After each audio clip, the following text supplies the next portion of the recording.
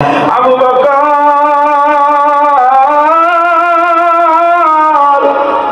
চলে গেলেন বেলালের কাছে, যাইয়া দেখে বেলালের গলায় রশি লাগাইয়া পায়ের মধ্যে শিকল লাগাইয়া পুরার পিছনে বাইরাম মরুভূমির মধ্যে কাঁদে।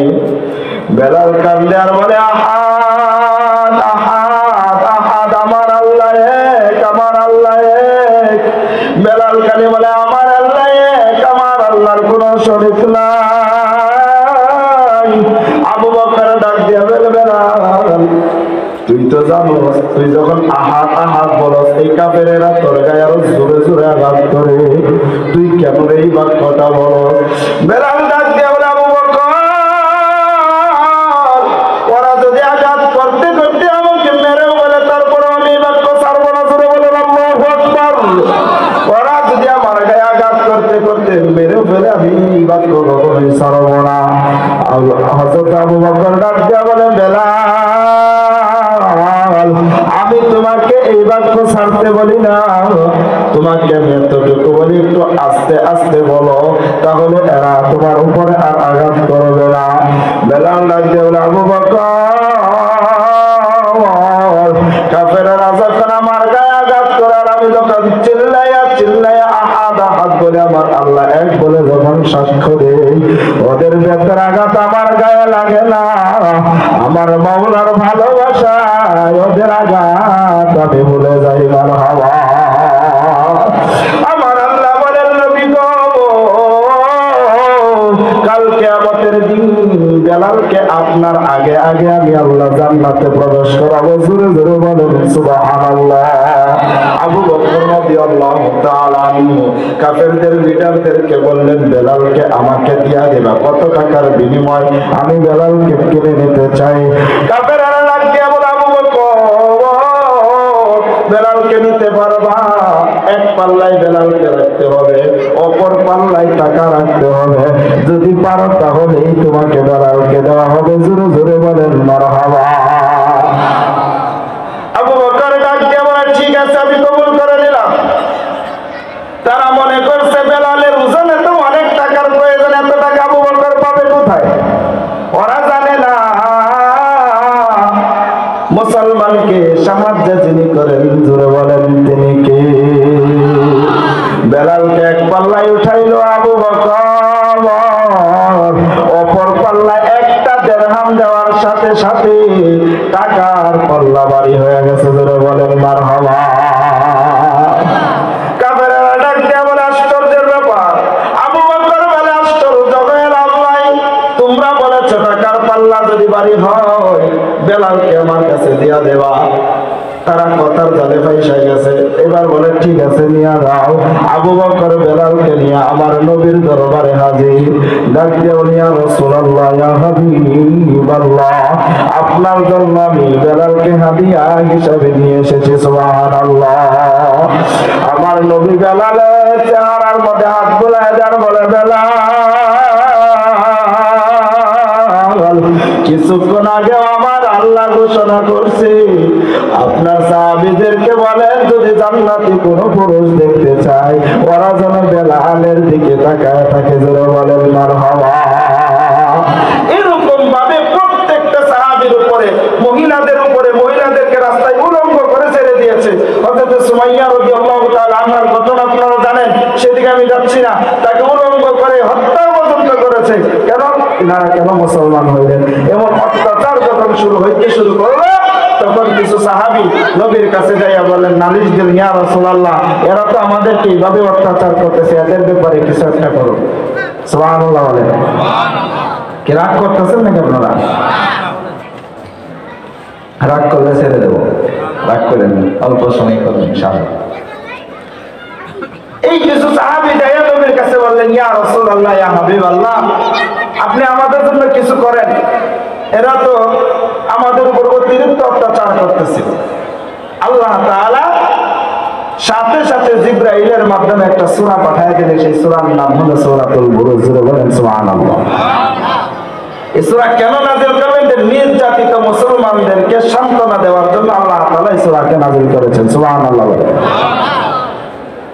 এই সূরা আসার পর আল্লাহর নবীকে জিবরাইল উম্মতদেরকে শোনায় দেন, তাদের অন্তর ঠান্ডা হয়ে যাবে। আমার আল্লাহ এদের ব্যাপারে কি সিদ্ধান্ত নিয়েছেন এই সূরার মধ্যে সব আল্লাহ তাআলা দিয়ে দিয়েছেন। জোরে বলেন সুবহানাল্লাহ। সূরার শুরু থেকে আল্লাহ তাআলা সূরার শুরুতে বলেছে ওয়াস-সামা'i যাতিল বুরুজ, নক্ষত্রওয়ালা তারকাওয়ালা আসমানের কসম। কসম খেয়েছেন কি? আল্লাহ তাআলা কথা বললেই তো হয়, আবার কসম খাওয়া লাগে, কিন্তু আল্লাহ তাআলা কসম খেয়েছেন কেন? কথার গুরুত্ব বোঝানোর জন্য কসম খেয়েছেন। দেখেন আমরা অনেক সময় বন্ধুর কাছে 500 টাকা হাওলাত চাইলে, ধার চাইলে, 1000 টাকা ধার চাইলে দিতে চায় না। যখন বলি মায়ের কসম, বাবার কসম, আল্লাহর কসম তোর কালকে দিয়া দেব, তখন কই খাইছে রে, তো কসম কাটছে তো দিয়া দেবে, তো দেই 500 টাকা 1000 টাকা দেই না। এখানে একটা মাসআলা স্মরণ রাখবেন, আল্লাহে আল্লাহর কসম ব্যতীত অন্য কোনো কসম খাওয়া যাবে না। যদি আপনি অন্য কোনো নামে বা ইল্লাহর নামে মরা কাঠের উপর বসে আছি, বাবার কসম, মার কসম, মায়ের হাড্ডি, বাবার হাড্ডি, এমন কোন কসম যদি আপনি খান তাহলে আপনার শিরকের গুনাহ হবে। কারণ কসম হবে একমাত্র কার? শুধু এইটা নয়, কোরআনের কসমও খাওয়া যাবে না।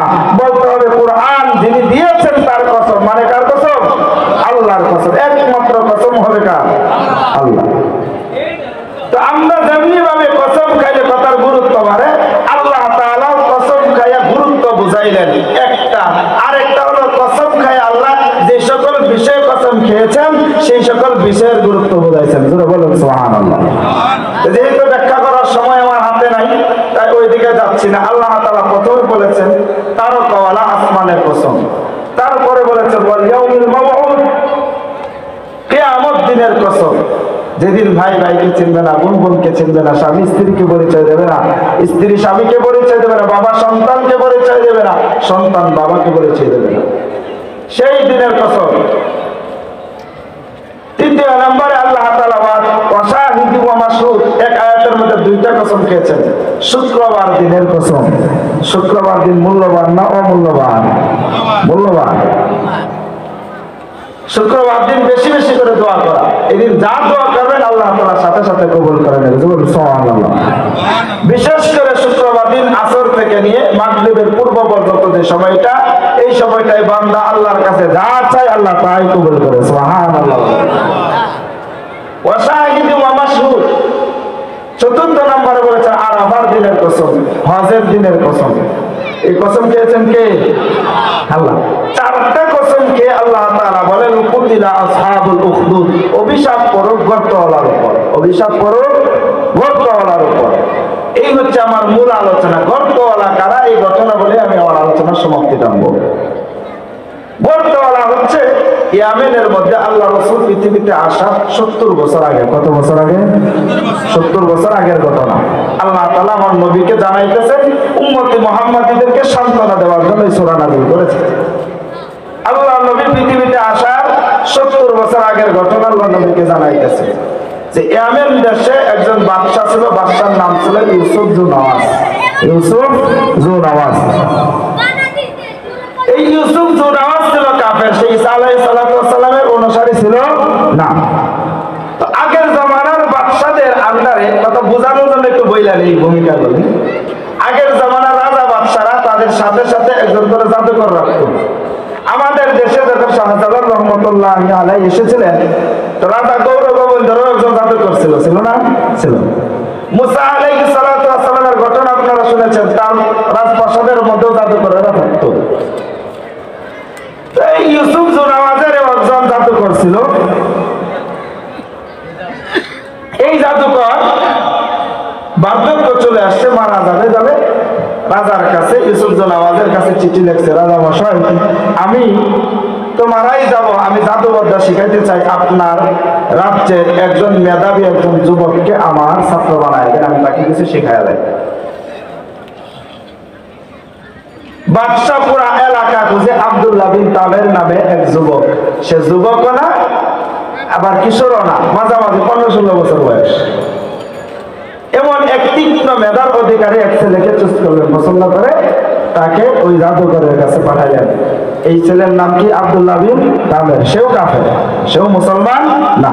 তো নামগুলি সুন্দর। প্রত্যেকদিন জাদুকরের কাছে যায়, জাদুকরের কাছে প্রত্যেকদিন যাওয়া আসার সময় রাস্তার মধ্যে একজন রাহেব, একজন দরবেশ, সে ইনজিলের দাওয়াত দেয়, ঈসা আলাইহিস সালামের ধর্মের দাওয়াত দেয়।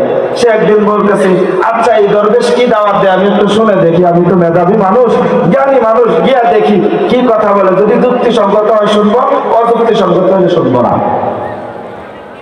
মুসলমান বন্ধুরা আমার, এই আব্দুল্লাহ বিন তামের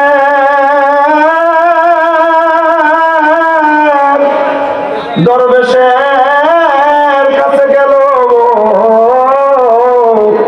দরবেশ ইনজিল থেকে সুন্দর করে সে বয়ান শোনাইতেছে, ইনজিল থেকে সে মানুষদেরকে দাওয়াত দিতেছে।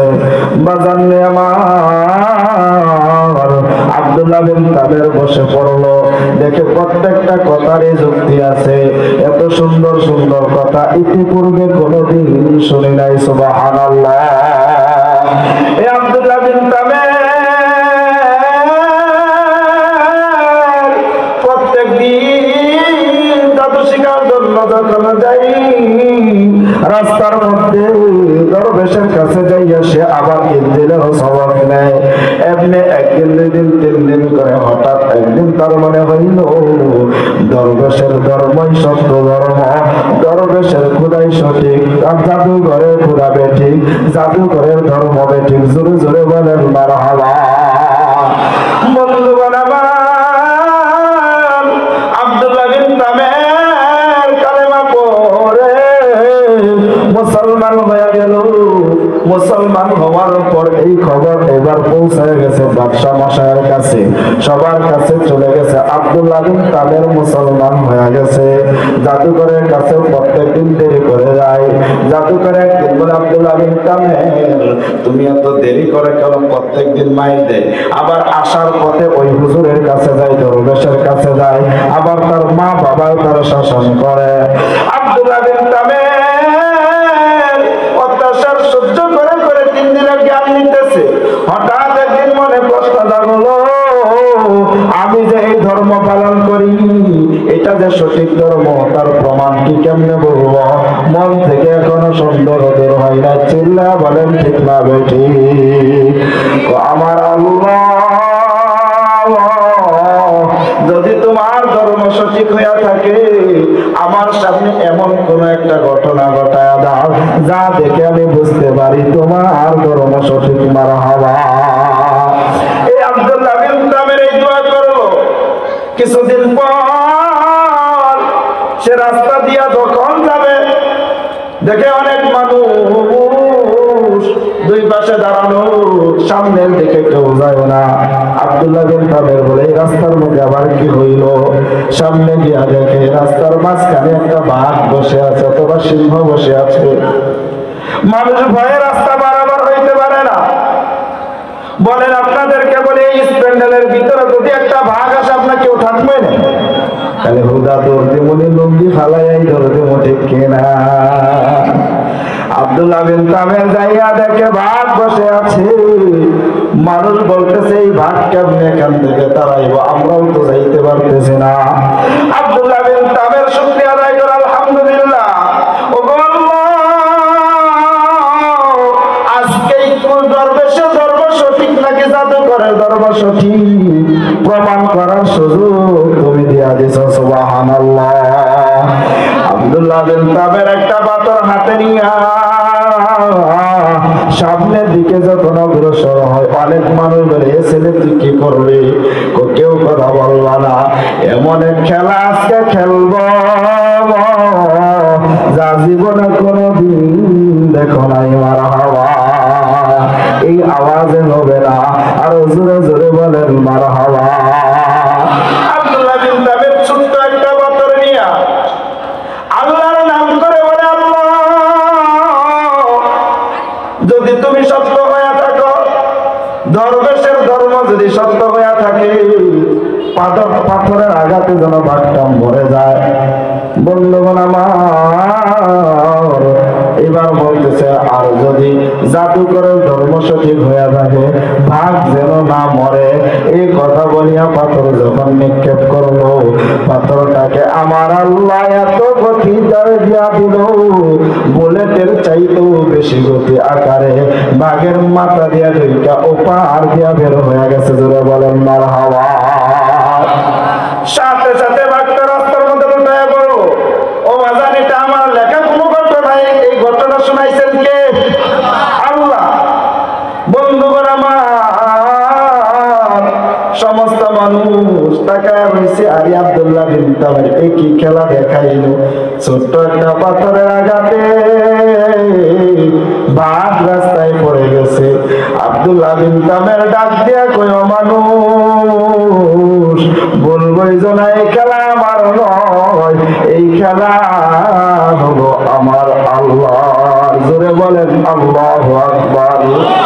ওরে মানুষ, আজকে আমি বুঝা বলাইছি ইসলাম ধর্মই সঠিক, দরবেশের ধর্মই সঠিক, আমার আল্লাহ এক। কারণ আমি যখন আল্লাহর নাম বলছি আমার আল্লাহর সাথে সাথে সাহায্য করছে। জোরে বলেন আল্লাহু আকবার। সাথে সাথে আব্দুল্লাহ বিন তামেরের কাছে কিছু মানুষ মুসলমান হয়ে গেল।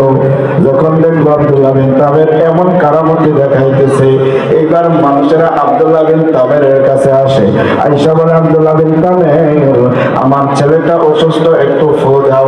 আব্দুল্লাহ বিন তামের যখন ফু দিয়া দেয়, সাথে সাথে ভালো হয়ে যায়। বন্ধুগণ আমার, কুষ্ঠ রোগী ওলারা আয়েশা আব্দুল্লাহ বিন তামের কেবল আব্দুল্লাহ বিন তামের হাত বুলাইয়া দিলে সাথে সাথে ভালো হয়ে যায়।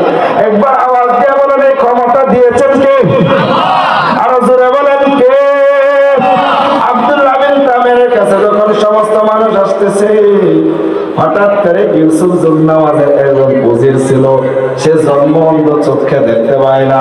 তার কাছেও যখন এই খবর গেল, তিনি নিজেও আয়েশা বলে, আব্দুল্লাহ বিন তামের, তোমার কাছে এসেছি, তুমি নাকি দোয়া করলে সাথে সাথে মানুষের অসুস্থতা ভালো হয়ে যায়।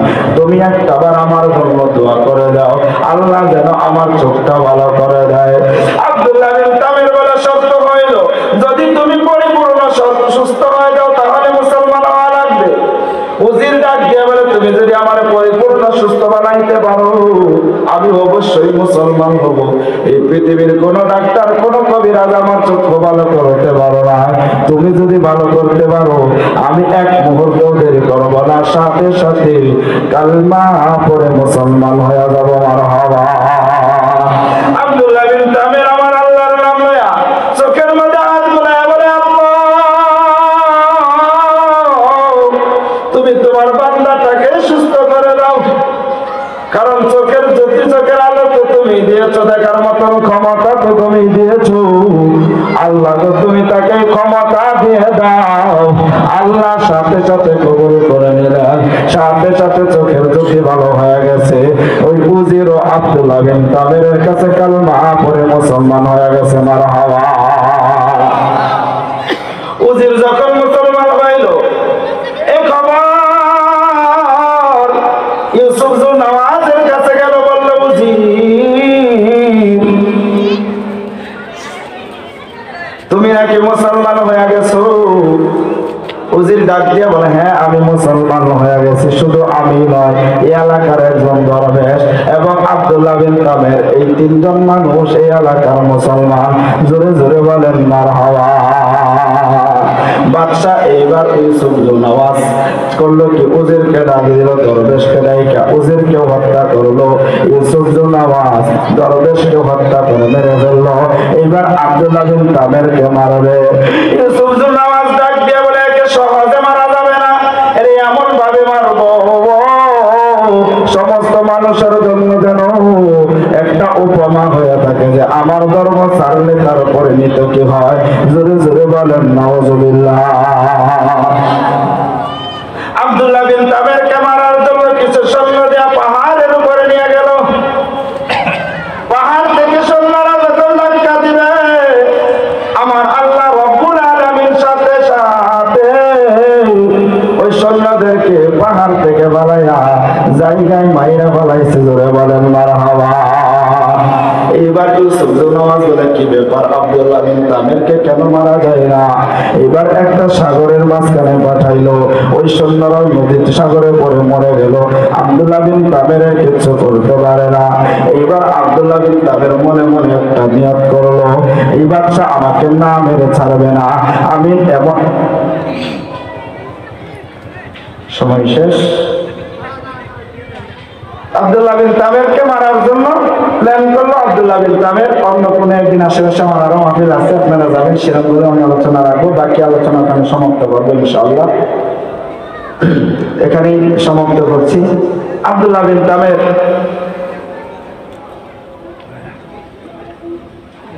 ডাক দিয়ে বলতেছে, এরা তো আমাকে সহজে ছাড়বে না, তো আমি একটা ব্রেন খেলাই। কি ব্রেন?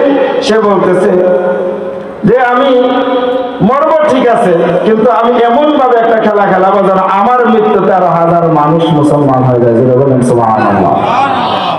বাচ্চাকে ডাক দিয়ে বলে, বাচ্চা আপনি আমাকে মারতে পারবেন না, কারণ আমার পিছনে সাহায্য আছে কার? যেটা বলেন কার? আল্লাহ। আব্দুল্লাহ বিন তামির বলে, আমাকে যদি মারতে হয় তাহলে আপনাকে আমাকে মারার জন্য আমার বলা বাক্য বলেই আমার গায়ে আঘাত করতে হবে, কিন্তু আমার শর্ত হলো এখানে একটা মানুষের সমাগম করবেন, সবার সামনে আমাকে মারতে হবে। একটা সমাগম করলো, সকল মানুষের সামনে আব্দুল্লাহ বিন তামিরের গায়ে তীর দিয়ে নিক্ষেপ করে। আব্দুল্লাহ বিন তামির বলল হয়তো বিসমিল্লাহ অথবা আল্লাহু আকবার, অনেক বর্ণনা অনেক ধরনের আসছে। বিসমিল্লাহ অথবা আল্লাহু আকবার বলে আমার গায়ে তীর নিক্ষেপ করবেন, আমি সাথে সাথে মারা যাব। কিন্তু এই বাক্যটা উচ্চ স্বরে বলতে হবে। যে সেনা তার গায়ে তীর নিক্ষেপ করে আল্লাহু আকবার অথবা বিসমিল্লাহ উচ্চ স্বরে আওয়াজ দিয়া পরে তার গায়ে তীর নিক্ষেপ করলো, আব্দুল্লাহ বিন তামির শহীদ হয়ে গেল। এই শহীদ হওয়া দেখা সমস্ত মানুষের মধ্যে একটা প্রশ্ন জাগলো, বাদশা এত ক্ষমতাশীল হওয়ার পর আব্দুল্লাহ বিন তামিরকে মারতে পারে নাই, কিন্তু আজকে আব্দুল্লাহ বিন তামির এক বাক্য শিখাই দিল, সাথে সাথে আব্দুল্লাহ বিন তামিরের মৃত্যু হয়ে গেল। তার মানে আব্দুল্লাহ বিন তামিরের ধর্মই সঠিক ধর্ম। জায়গায় ভারত থেকে 13,000 মানুষ কালমা পড়ে মুসলমান হয়ে গেছে। সুবহানাল্লাহ। এই 13,000 মানুষকেই শাস্ত্রের প্রতি আসহাবুল উখদুদ একটা গর্ত বানায় আগুনের, ওই দিকে আর গেলাম না। যতটুকু আলোচনা করলাম, রাগ করছেন আপনারা? রাগ করছেন? আলোচনা থেকে একটা মেসেজ দিয়ে যায়, খেয়াল রাখবেন মুসলমানের উপর যতই নির্যাতন হোক না কেন তার উপরে কালেমা ছাড়া যাবে, হতাশ হওয়া যাবে না। খেয়াল রাখবেন আপনি স্টুডেন্ট যত ভালো আপনার পরীক্ষা হবে তত স্ট্রং, ঠিক কিনা যারা বলেন? আপনি ইমানদার যত, আপনি যত আমল করবেন আপনার পরীক্ষাও তত কঠিন হবে। ইমানদার যত বড় তার পরীক্ষাও তত বড়। আর যেই পড়ালেখায় পরীক্ষা নাই সেই পড়ালেখার মজাও নাই। অতএব আমরা নামাজ পড়বো, আল্লাহর কাছে দোয়া করবো, আল্লাহ তুমি আমাদেরকে ইমানের হালতে কবুল করো। যারা বলেন আল্লাহুম্মা আমিন। ওয়া আখিরু দাওয়ানা আলহামদুলিল্লাহি রাব্বিল আলামিন। আসসালামু আলাইকুম ওয়া রাহমাতুল্লাহি ওয়া বারাকাতুহু।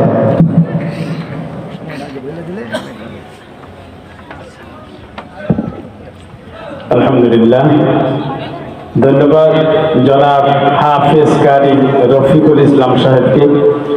অত্যন্ত চমৎকার আলোচনা করে আমাদেরকে মনোমুগ্ধ করেছেন। আলহামদুলিল্লাহ। সম্মানিত সুধী, আমাদের কাঙ্ক্ষিত মেহমানরা একে একে আপনাদেরকে আলোচনা পেশ করে শোনাচ্ছেন।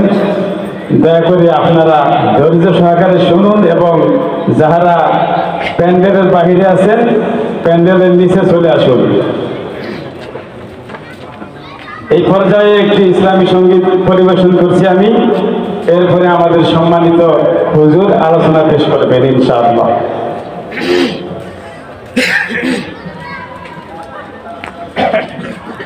বাইরে সুখ পাবে না।